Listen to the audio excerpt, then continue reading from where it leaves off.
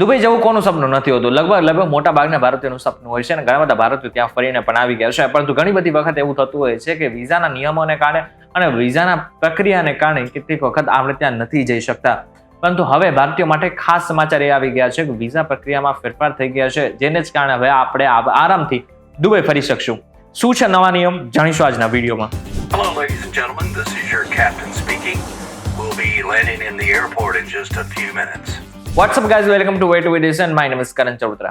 હવે જે નિયમોની હું વાત કરી રહ્યો છું એ પ્રમાણે છે કે હવે વિઝા ઓન અરાઇવલના જેટલા પણ નિયમો હતા ને એ થોડા સરળ બની ગયા છે અને આવનારા સમયમાં ભારતીયોને આનો ફાયદો મળવાનો છે. 13 ફેબ્રુઆરીથી 6 નવા દેશોના સામાન્ય પાસપોર્ટ અને માન્ય વિઝા, સિટીઝનશિપ પરમિટ અથવા તો ગ્રીન કાર્ડ ધરાવતા ભારતીય નાગરિકો UAE માટે વિઝા ઓન અરાઇવલ મેળવવા માટે પાત્ર બનશે.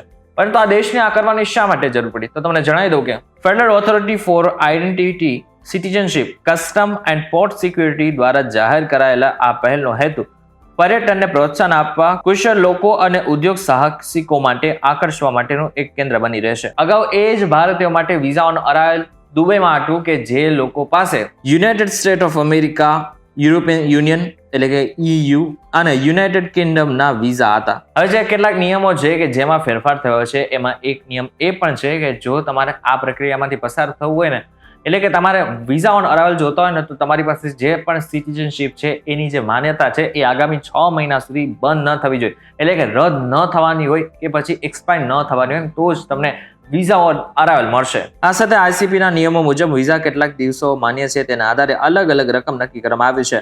ઉદાહરણ તરીકે 14 દિવસના એન્ટ્રી વિઝાની કિંમત 100 દિરહામ, 14 દિવસના એક્સટેન્શન વિઝાની કિંમત 250 દિરહામ અને 60 દિવસના વિઝાની કિંમત 250 દિરહામ રાખવામાં આવી છે. ઇન શોર્ટ જો જોવા જાય તો આગળના સમયમાં ભારતીયોને જો દુબઈ જવું હશે તો ચોક્કસથી આનાથી ફાયદો થશે. પરંતુ આ બાબતને લઈને તમે શું વિચારી રહ્યા છો અમને જરા કોમેન્ટ કરીને ચોક્કસથી કહેજો. વિડીયો થકી જો તમને ઇન્ફોર્મેશન મળે તો વિડીયો લાઈક અને શેર જરૂરથી કરજો. દાદા જ ઇન્ફોર્મેટિવ વિડીયોઝ માટે VTV Gujarati.com સાથે જોડાયેલા રહેજો.